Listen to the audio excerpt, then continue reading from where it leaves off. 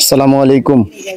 এখন আমরা আছি নমালা ইউনিয়নের ভাংরা যে গ্রাম, সেই গ্রামের হারাইঘাট। আসলে এখন আমরা জানার চেষ্টা করব যে এখানে অনেক দল থাকতে বাংলাদেশ জামাত ইসলামী কেন রাস্তা মেরামত করবে, একটু বলবেন। আসলে এখন আমরা নির্বাচনের খুব সন্নিকটে আছি। আসলে আমরা দেখি যে বাংলাদেশে অনেক বড় বড় দল আছে, তারা কেউ রাস্তা মেরামত করতেছে না। আপনারা কেন রাস্তা মেরামত করছেন? আসলে এটার একটু যদি বলতেন। আলহামদুলিল্লাহ, আল্লাহ রাব্বুল আলামিন দরবারে লাখ কোটি শুকরিয়া আদায় করি। আপনি এখানে যে কার্যক্রম দেখছেন, এটা বাংলাদেশ জামাত ইসলামের পক্ষ থেকে আমাদের মানব কল্যাণের জন্য, মানব জাতির উপকারের জন্য আমরা কাজ করে যাচ্ছি। জনগণের এই রাস্তায় যাতায়াতে অনেক অসুবিধা, আমরা এই অসুবিধাকে দূর করার জন্য আমাদের নিজেদের অর্থায়নে আমরা এই কাজটা করতেছি। আমরা মনে করি যে সকল দল মত নির্বিশেষে সবাই যদি জনগণের কল্যাণে কাজ করত, তাহলে আমাদের এই বাংলাদেশের চিত্র অনেকটা বদলে যেত। এই জন্য আমরা জনগণের কল্যাণের জন্য কাজ করি।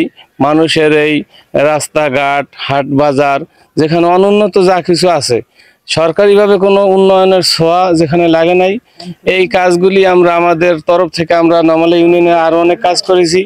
মেইন রাস্তায় আমরা অনেক বালি ইটা দিয়ে গর্ত করে ভরাট করে যান চলাচলের জন্য উপযুক্ত করে দিয়েছি। আমরা সেই ধারাবাহিকতায় আজকে ভাংরা এই গ্রামের 5 নং ওয়ার্ড, এই 5 নং ওয়ার্ডের হারাইঘাট স্কুল, এটা প্রাইমারি স্কুল বলে, এখানে একটি নির্বাচনী সেন্টার আছে। এই সেন্টারে যাতে করে প্রশাসনের লোকজন নির্বিঘ্নে আসতে পারে এবং জনগণও তাদের ভোটাধিকার প্রয়োগ করার জন্য স্বাচ্ছন্দ্যে আসতে পারে, গাড়ি ঘোড়া যাতে করে এখানে আসতে পারে ঠিকভাবে, সেই জন্য আমরা এই উন্নয়নের কাজটা আমরা করে যাচ্ছি। আশা করি এই উন্নয়নের কারণে এলাকার লোকজনের চলাচলের জন্য তাদের অনেক সুবিধা হবে। আচ্ছা, সারা বাংলাদেশ নির্বাচনমুখী হলো, আপনাদের বাউফল থানা এখনো নির্বাচনমুখী হয় নাই, এটাকে আপনি নতুন কোনো কৌশল হিসাবে দেখবেন কিনা? আসলে সারা বাংলাদেশে নির্বাচনের যে একটা আমেজ উঠছে, সেই আমেজটা আমাদের বাউফলেও আছে, তবে ব্যতিক্রম আছে এই বাউফলে আমাদের যে বড় প্রতিদ্বন্দ্বী দল আছে, তারা তাদের চতুর্মুখী প্রার্থী, অর্থাৎ তারা এককভাবে এখন পর্যন্ত কোনো সিদ্ধান্ত নিতে পারে নাই। আর আমরা বাংলাদেশ জামাত ইসলামী আমাদের নির্বাচনের সময় বা নির্বাচন সন্নিকটে আসলে আমাদের প্রার্থী বাছাই, এটা কোনো আমাদের আমাদের সংবিধানে নাই। আমরা আগ থেকেই সারা বছর আমাদের কার্যক্রম চলে এবং আমরা আগ থেকে আমাদের প্রার্থী বাছাই করে রাখি। আমাদের ভিতরে কোনো দ্বন্দ্ব, দ্বিধাদ্বন্দ্ব বা কোনো ধরনের আমাদের রেষারেষি এটা আমাদের ভিতরে কখনো নাই। যাকে দেবে আমরা তাকেই মেনে নেই, কিন্তু আমাদের প্রতিপক্ষ বলি না, আমাদের মানে বন্ধু প্রীতিম যে সংগঠন আছে যারা দেশের কল্যাণে কাজ করার জন্য কথা বলে, কিন্তু তাদের ভিতরে দেখতেছি যে বিশেষ করে বাউফলে 4টে গ্রুপে তারা কাজ করে। এখন তারা কে নমিনেশন পাইবে কে পাইবে না তা নিয়ে তারা খুব দ্বিধাদ্বন্দ্বের ভিতরে আছে।